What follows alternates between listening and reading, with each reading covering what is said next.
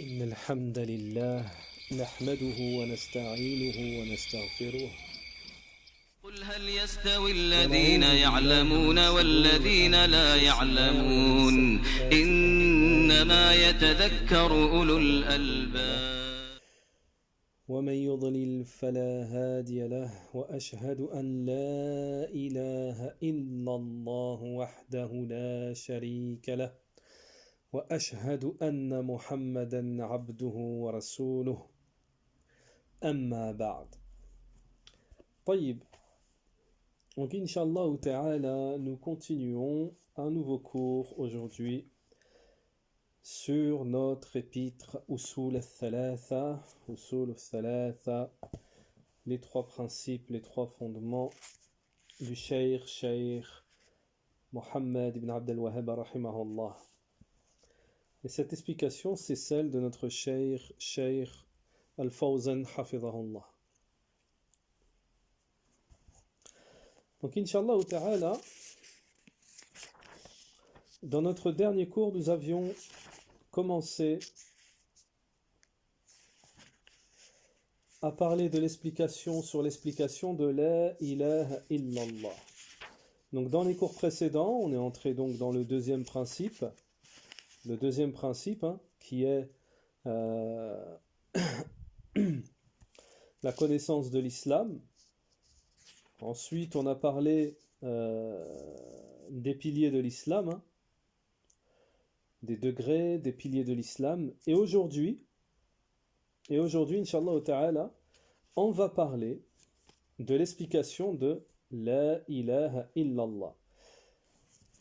Puisqu'à la suite du matn que nous avons expliqué dans les cours précédents, le Cheikh Mohammed ibn Abd al-Wahhab nous dit وَمَعْنَهَا لا معبود بحق إلا الله لا إله نافيا جميعا ما يعبد من دون الله إلا الله مثبتا العبادة له وحده لا شريك له في عبادته كما أنه ليس له شريك في ملكه. طيب. Donc, Inch'Allah Ta'ala, on va d'abord traduire et ensuite vous donner certaines fawaïd et ensuite commencer l'explication, Inch'Allah Ta'ala. Donc, l'auteur nous dit le sens de La ilaha illallah, c'est pas d'adorer en vérité à part Allah. Dans la parole de Tawhid, Shahadatu an la ilaha illallah, il y a deux piliers. Le premier qui est la ilaha, qui est donc une négation. La négation de tout ce qui est adoré en dehors d'Allah. Et le deuxième pilier qui est illallah, qui est l'affirmation de l'adoration d'Allah seul sans associé. Dans son adoration, comme quoi Allah Ta'ala n'a pas d'associé dans sa royauté.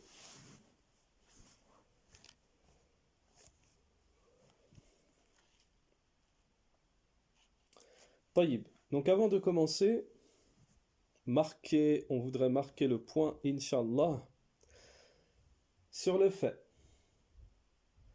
qu'ici, le Cheikh Al-Fawzan, en explication du matn des trois fondements, on va avoir une explication de La ilaha illallah. Et ça, c'est très, très, très important. C'est quelque chose qu'il faut assimiler, comprendre, apprendre, revoir et revoir jusqu'à ce que ça soit du par cœur.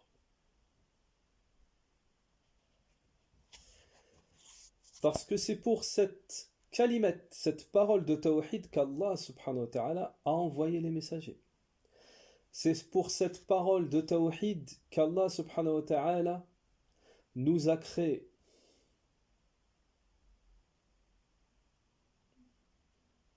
C'est cette parole de Tawhid qui fait toute la différence. Donc il est d'une grande importance primordiale de connaître et de maîtriser le sens de la ilaha illallah. Car il n'y a pas d'excuse à ne pas connaître le sens et l'explication de la ilaha illallah.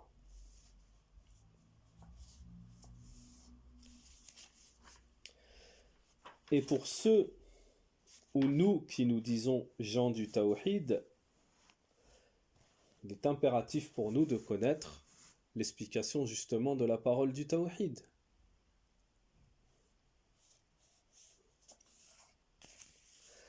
Car cette explication, car plutôt cette parole, en fonction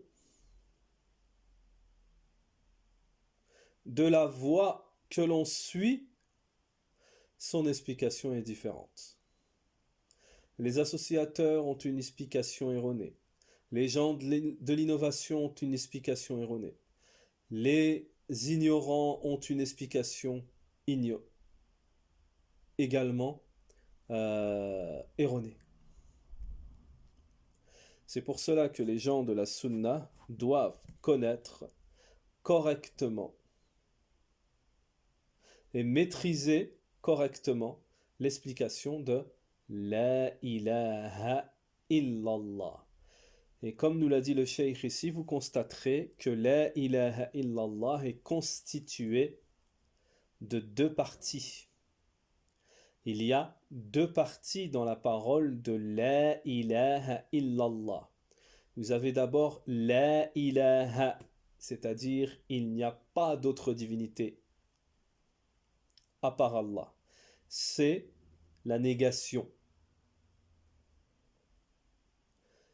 Donc ça, c'est la traduction. L'explication, c'est qu'il n'y a pas de divinité véritable à part Allah. Donc ça, c'est la première partie. Ensuite, vous avez la deuxième partie qui est illallah, c'est-à-dire sauf à part Allah. Donc là, le cheikh nous dit c'est l'affirmation de l'adoration d'Allah seul sans associé. Et on va vous donner une faïda ici, c'est que les savants disent cette deuxième partie de la ilaha illallah, c'est-à-dire illallah. Cette deuxième partie, dans son explication, il y a des gens qui s'arrêtent juste à c'est l'affirmation de l'adoration d'Allah. Les savants disent cela n'est pas suffisant de dire que l'explication de la ilaha illallah c'est l'affirmation de l'adoration d'Allah. Pourquoi ? Parce que cette phrase, cette explication, c'est pas le tawhid. Cela n'est pas le tawhid. Parce que si on dit l'affirmation de l'adoration d'Allah, les associateurs aussi, ils adorent Allah. Mais ils adorent autre qu'Allah avec Allah, ou en dehors d'Allah. Plutôt autre avec Allah. Donc ils adorent Allah subhanahu wa ta'ala, les associateurs. Donc on ne peut pas dire c'est le tawhid, c'est l'adoration d'Allah. Sinon, les gens du faux qui adorent Allah et adorent autre qu'Allah avec Allah, eh bien on dira qu'ils ont le tawhid. Ce qui n'est pas le cas. C'est pour cela, vous voyez ici, l'auteur rajoute ce qu'on appelle la confirmation, l'affirmation du tawhid, tawkid, wahdahu la sharika lah. Donc, pour un tawhid complet, on dira, pour l'explication de la ilaha illallah, on dira illallah, c'est l'affirmation de l'adoration d'Allah seul sans associé. Et cette phrase se rajoute seul sans associé C'est ça qui vient faire la différence. Parce qu'il y a même des groupes, des sectes, qui ont expliqué la ilaha illallah par pas d'adorer à part Allah. Et ça, on sait très bien que c'est faux et que ce n'est pas le tawhid. Déjà, c'est faux. Déjà, c'est faux. Il y a d'autres adorés en dehors d'Allah, sauf qu'ils sont de faux adorés. Donc si on dit il n'y a pas d'autre adoré à part Allah, c'est faux. C'est pas ça le tawhid. Parce qu'il y a d'autres divinités adorées dans le faux en dehors d'Allah. Et c'est Allah lui-même qui les a nommées divinités, mais fausses divinités.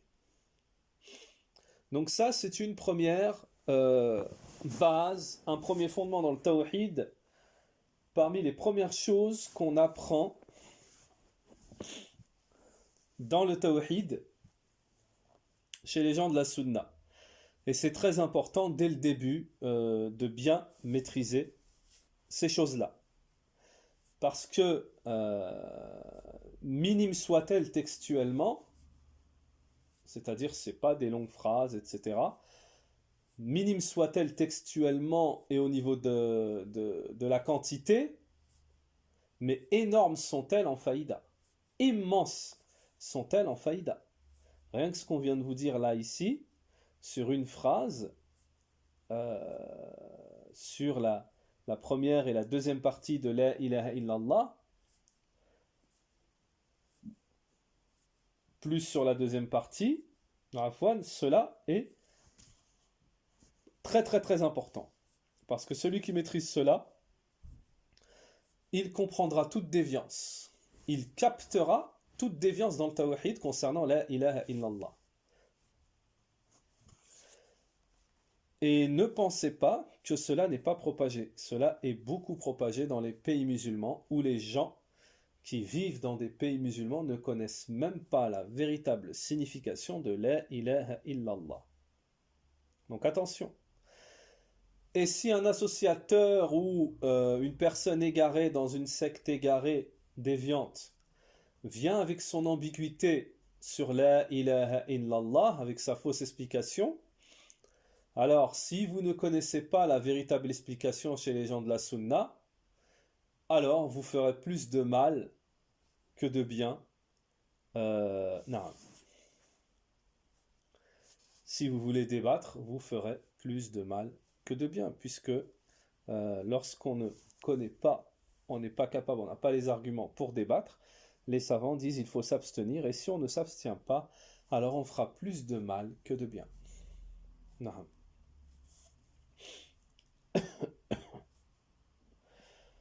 طيب شيخ الفوزان حفظه الله nous dit قوله ومعناها لا معبود بحق إلا الله أي معنى لا إله إلا الله ليس كما يقول أهل الباطل. Donc Shaykh al-Fawzan nous dit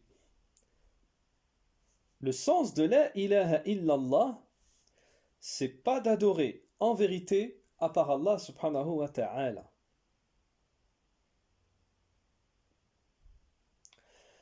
Alors une petite parenthèse, pourquoi en vérité? Il ne sort pas de nulle part ce terme en vérité dans la définition de la ilaha illallah. Parce que la véritable divinité, digne d'être adorée, c'est Allah subhanahu wa ta'ala. C'est pour ça qu'on dit pas d'adorer en vérité à part Allah ta'ala. Puis Shaykh al-Fawzan nous dit, c'est-à-dire le sens de la ilaha illallah, ce n'est pas comme le disent les gens du faux. Nous répétons, Shaykh al-Fawzan hafidhahullah nous dit, le sens de la ilaha illallah, ce n'est pas comme le disent les gens du faux. C'est-à-dire que les gens du faux, Shaykh al-Fawzan nous donne un exemple, ils disent la khaliq wa la raziq illallah. Illallahu ta'ala.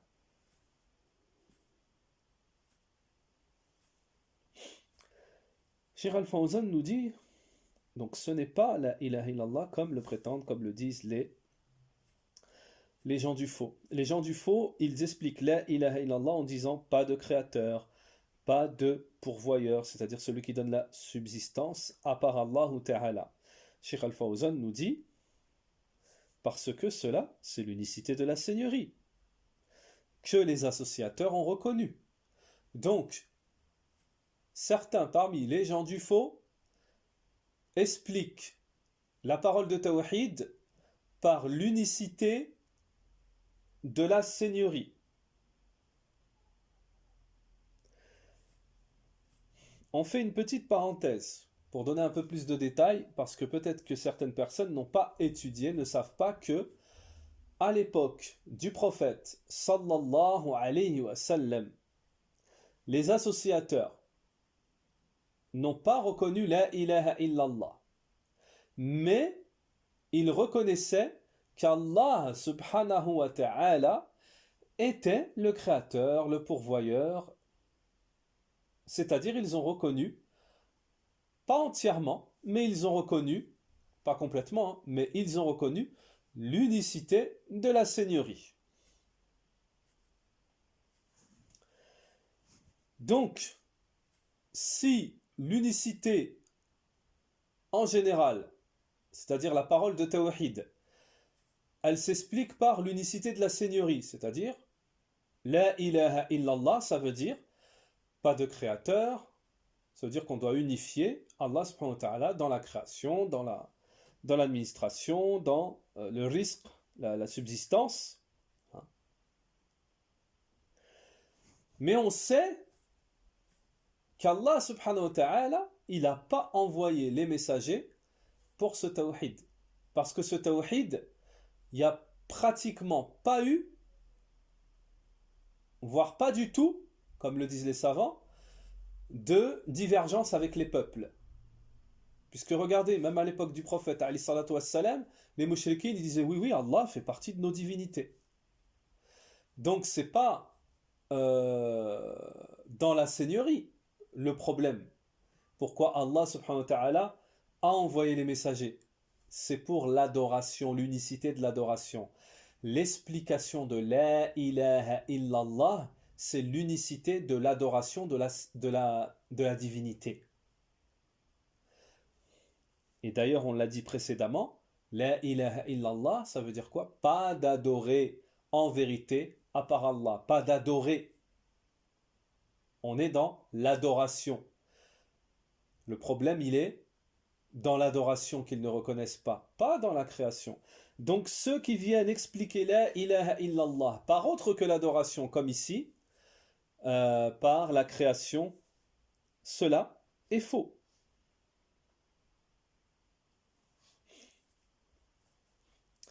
Et on sait que les associateurs, à l'époque du prophète, ne disaient pas, ne reconnaissaient pas la ilaha illallah.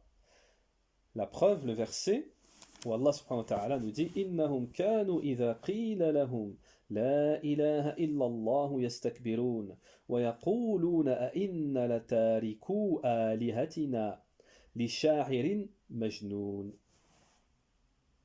Au contraire, les associateurs à l'époque du prophète alayhi salatu wassalam, lorsqu'on leur demandait de dire la ilaha illallah,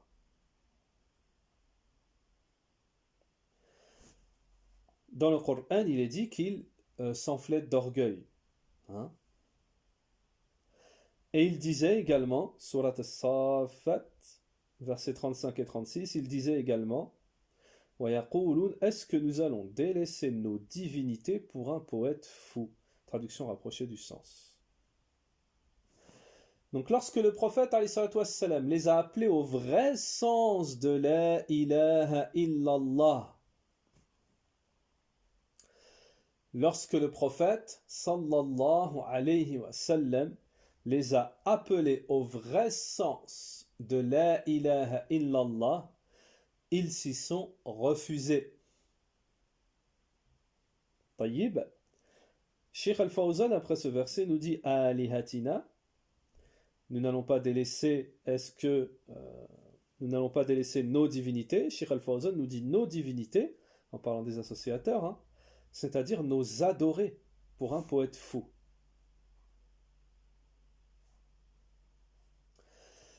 Donc Cheikh Al-Fawzan nous dit déjà à l'époque du prophète alayhi salatu wassalam, qu'il les appelait au vrai tawhid. La ilaha illallah. Cheikh Al-Fawzan nous dit ils l'ont caractérisé comme poète fou, parce qu'il leur demandait de dire la ilaha illallah. Et il leur interdisait l'adoration des statues. ولما قال لهم قولوا لا إله إلا الله قالوا أجعل آلهة إلها واحد إن هذا لشيء عجاب. طيب. Puis Cheikh Al-Fawzan nous dit, lorsqu'il leur a été demandé aux associateurs de dire la ilaha illallah, ils ont dit, est-ce qu'il a ramené les divinités à une seule? Ceci est une chose incroyable. Surat Sad, verset 5, traduction rapprochée du sens. Donc eux, ils faisaient allusion au fait qu'ils avaient la croyance en plusieurs divinités, les associateurs à l'époque du prophète sallallahu alayhi wa sallam. فدل على أن معناها لا معبود بحق إلا الله ولو كان معناها لا خالق ولا رازق إلا الله فإن هذا يقرون به ولا يمارون فيه فلو كان هذا معناها ما امتنعوا من قول لا إله إلا الله لأنهم يقولون إذا سئلوا من خلق السماوات والأرض ليقولون الله إذا سئلوا من الذي يخلق من الذي يرزق من الذي يحيي ويميت ويدبر الأرض يقولون الله هم يعترفون بهذا فلو كان هذا معنى لا إله إلا الله لأقروا بهذا لكن معناها لا معبود بحق إلا الله. طيب. Cheikh Al-Fawzan nous dit, cela nous indique que le sens de la ilaha illallah, c'est pas d'adorer en vérité à part Allah. Et même si dans le sens il y est compris pas de créateur, pas de pourvoyeur à part Allah, puisqu'on sait que l'unicité d'Allah se divise en 3 catégories, Rububiyya, seigneurie, divinité ou adoration, et nom et attribut. Fa'inna hadha, donc ça, le fait que dans le tawhid il y ait compris l'unicité de la seigneurie, ça ils le reconnaissent. Ça, ils le reconnaissent. Et s'ils auraient reconnu le véritable sens de la ilaha illallah, ils n'auraient pas refusé de dire la ilaha illallah en reconnaissant le véritable sens, celui avec lequel est venu le prophète sallallahu alayhi wa sallam et les messagers en général.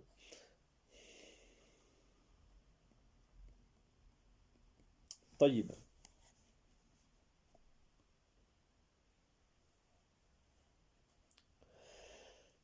لو قلت لا معبود إلا الله هذا غلط كبير. Donc regardez ce que nous dit Cheikh Al-Fawzan. Si on explique la ilaha illallah, on donne comme définition à la ilaha illallah, comme explication, pas d'adorer à part Allah, Cheikh Al-Fawzan nous dit ça, c'est une grande erreur. Parce que tous les adorés, tout ce qui est adoré, en vérité, c'est Allah subhanahu wa ta'ala. Et Allah est au-dessus de ce qu'il lui attribue.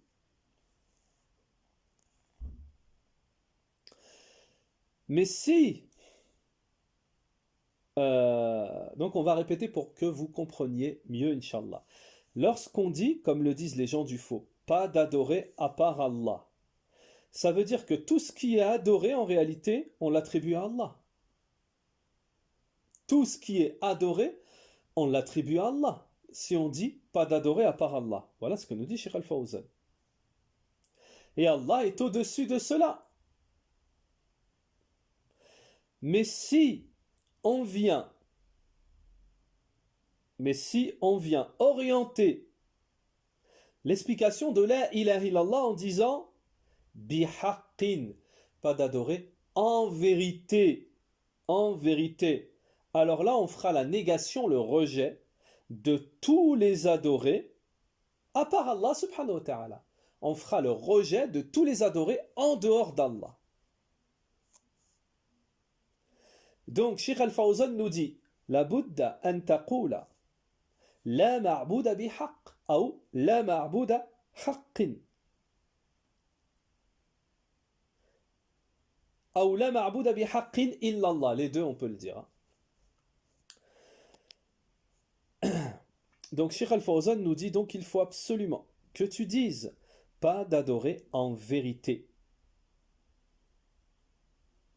ou pas d'adorer à part Allah en vérité. Taïb. Donc ça c'est une première chose. Cheikh Al-Fawzan hafidahullah, il nous a fait un très très très bon cours sur l'explication de la ilaha illallah ici, et c'est très important. Comme on l'a dit précédemment, ne croyez pas que c'est juste de la théorie, que il n'y a pas de gens qui expliquent la ilaha illallah de manière erronée. Cela est extrêmement et beaucoup répandu. Pour vous dire, il n'y a que les gens de la sunna qui ont cette véritable explication, celle avec laquelle est venu le messager d'Allah alayhi wassalam. Tous les autres, ils ont des explications erronées. Allahul musta'an. Donc il est très important pour quelqu'un qui se dit de faire partie des gens de la sunna du prophète de connaître la véritable explication de la ilaha illallah.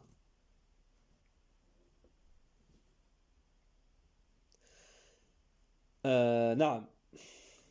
Taïb. Également, on va vous rajouter de la faïda, Inch'Allah. On va vous rajouter de la faïda. Il est très important également par rapport à l'explication de la ilaha illallah. Il est très important également de savoir d'où vient ce terme en vérité. Bihaqqin. Parce que on sait dans un premier temps que les gens de la sunna apportent les preuves à tout ce qu'ils avancent. C'est un premier point. Le deuxième point, c'est que les gens du faux peuvent être amenés à dire vous apportez des choses qui n'existent pas, qui ne sont pas dans les textes, etc.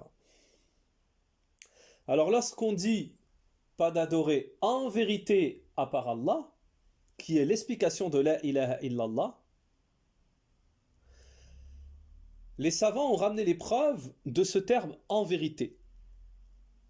On va en citer deux, Inch'Allah ta'ala. Pour que vous sachiez, que vous soyez renforcés dans vos convictions, et que vous sachiez que ce terme ne vient pas de nulle part.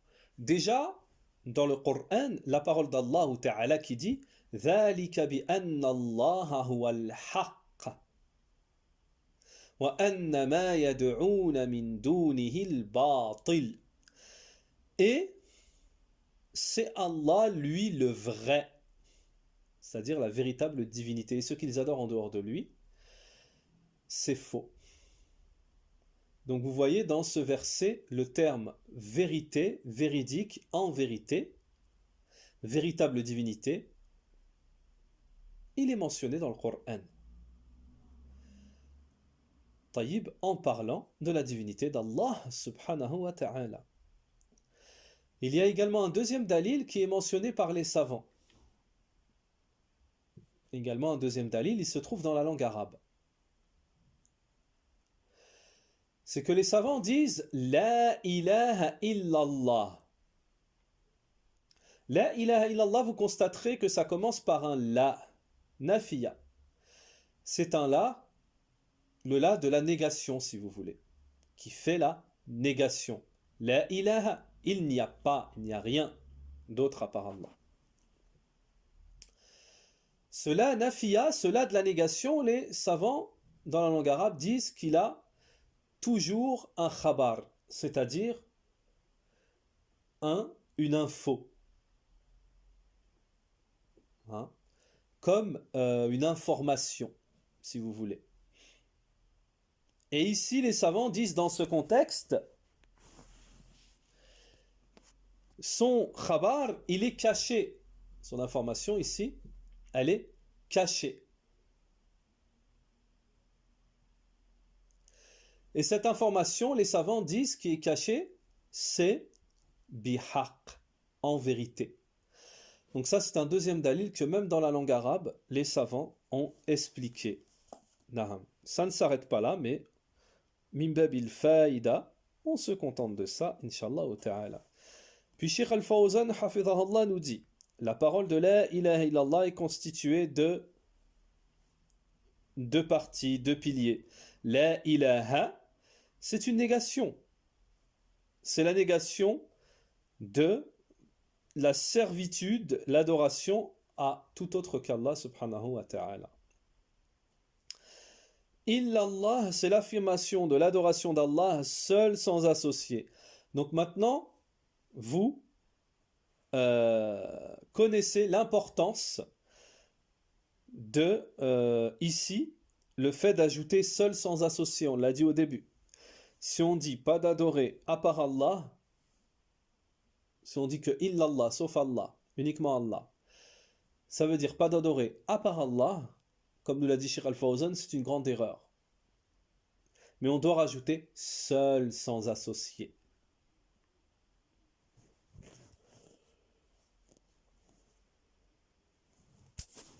Parce que, il faut savoir, très important, que l'adoration c'est un terme général. Toute adoration n'est pas forcément du tawhid. Toute adoration n'est pas forcément du tawhid. Donc si on dit c'est le fait d'adorer Allah, on n'a pas forcément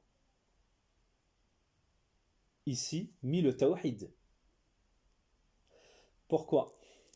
Parce qu'on a déjà expliqué que il y en a qui adorent Allah mais qui font du polythéisme en même temps. Tandis que si on dit c'est adorer Allah seul sans associé, là on fait la négation du polythéisme. Seul sans associé. En disant c'est le fait d'adorer Allah, il n'y a pas la négation du polythéisme. Mais en disant seul, c'est le fait d'adorer Allah, d'accord. Ensuite, seul sans associé, là on a fait la négation du polythéisme, de tout ce qui est adoré en dehors d'Allah. Donc aujourd'hui, c'est vraiment un cours de tawhid dans le tawhid.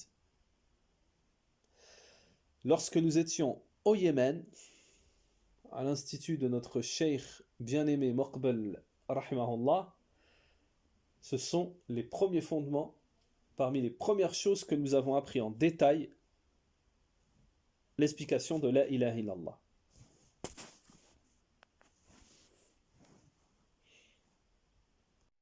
Puis, Cheikh Al-Fawzan hafidhahullah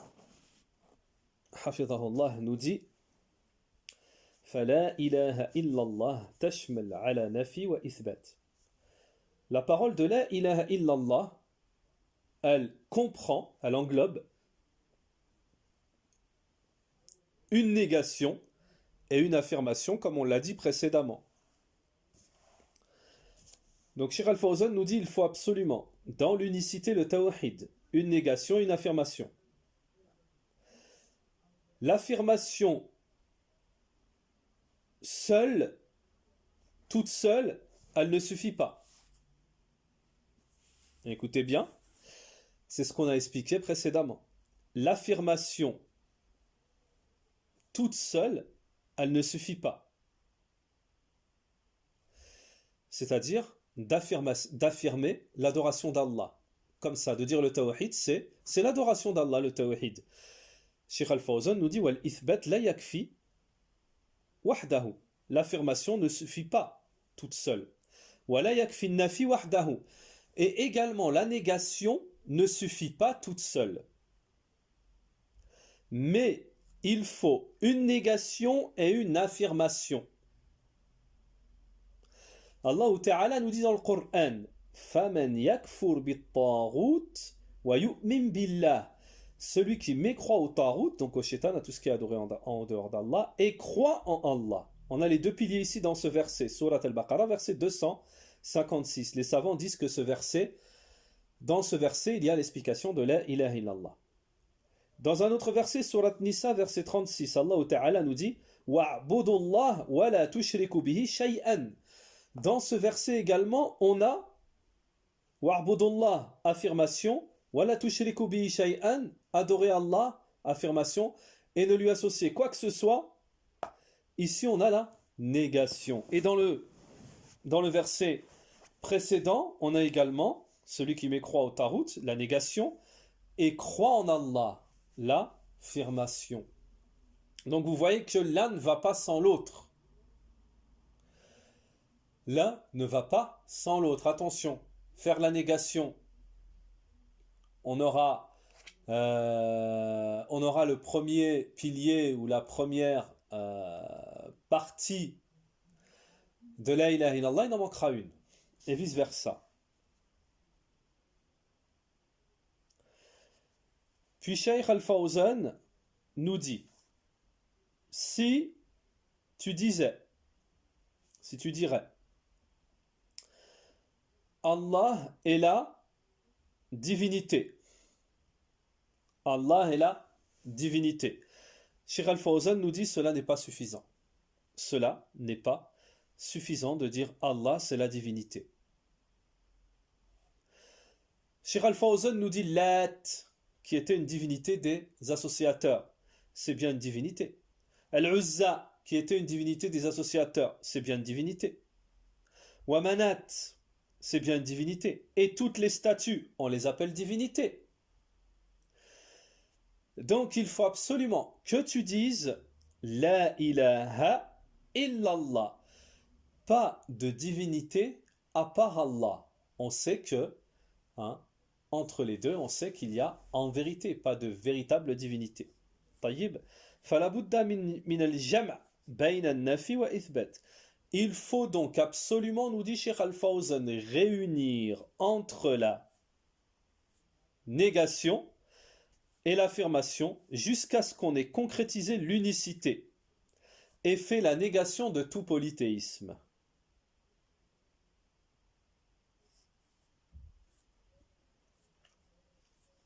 Alors, à la suite de ça, Cheikh Al-Fawzan nous dit, mais ça nous le verrons Inch'Allah Ta'ala dans le prochain cours, Cheikh Al-Fawzan Hafidhahullah nous dit ce qu'il y a de mieux, c'est l'explication du Coran par le Coran. C'est-à-dire فَلَا إِلَهَ إِلَّا اللَّهُ فَسَّرَهَا اللَّهُ فِي الْقُرْآنِ. C'est-à-dire que la parole de Tawhid, La ilaha illallah, Allah Ta'ala l'a expliqué dans le Coran. Il l'a expliqué.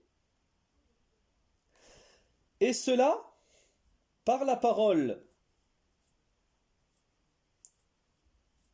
d'Ibrahim, alayhi salam, qui a atteint le plus haut degré d'amour, Al-Khalil, alayhi salatu wassalam, fima dhakara Allahu anhu, de ce qu'a mentionné d'Ibrahim, Allah Ta'ala, dans le Coran. Comme quoi il a concrétisé la parole de La ilaha illallah. Donc, innani bara'un, je me désavoue. C'est une négation lorsqu'Ibrahim alayhi salam dit à son peuple, je me désavoue. Ceci est une négation. Donc, c'est-à-dire La ilaha, pas de divinité en dehors d'Allah en vérité. Illa alladhi fatarani, sauf celui qui m'a façonné, créé. Hein. Traduction rapprochée du sens. Donc, ça veut dire que Ibrahim alayhi salam, dans le Coran, lorsqu'Allah Ta'ala parle de lui, question de tawhid, concernant le tawhid. Ibrahim, lorsqu'il explique le tawhid, il fait une négation et une affirmation. Sheikh Al-Fawzan nous dit ce verset avec Ibrahim, c'est l'explication du sens de la ilaha illallah, exactement ça. C'est exactement l'explication de la ilaha illallah.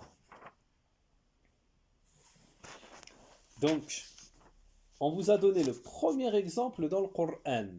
Dans le prochain cours, Inch'Allah, on donnera d'autres exemples. Sheikh Al-Fawzan nous donne d'autres exemples concernant l'explication de la ilaha illallah dans le Coran. Et profitons-en pour, Inch'Allah ta'ala, bien maîtriser ce sens de la ilaha illallah, qui est la première chose que l'on doit, premier pilier de l'islam, le tawhid. Premier pilier de l'islam, le tawhid. Et nous nous souvenons un jour, subhanallah, à ce propos, nous nous souvenons un jour d'une personne qui avait assisté à nos cours, lorsque nous donnions des cours en France, et qui avait posé une question, et qui avait dit, vous nous parlez de tawhid en détail, hein, de la ilaha illallah, du tawhid, etc., mais nous on a appris que le premier pilier de l'islam c'était on a appris que la première chose qu'on devait apprendre c'était les 5 piliers de l'islam. Et à cette époque-là nous avions répondu tout à fait, mais le premier pilier de l'islam c'est justement le tawhid. C'est la première chose que nous devons d'apprendre par obligation. Première chose qui nous est obligatoire d'apprendre. Donc Inch'Allah ta'ala, nous en avons terminé aujourd'hui pour ce cours des 3 fondements et nous avons hâte Inch'Allah ta'ala de pouvoir expliquer cette explication de tawhid dans le prochain cours. Subhanakallahumma wa bihamdik wa ashhadu an la ilaha illa ant واستغفرك واتوب اليك والسلام عليكم ورحمه الله وبركاته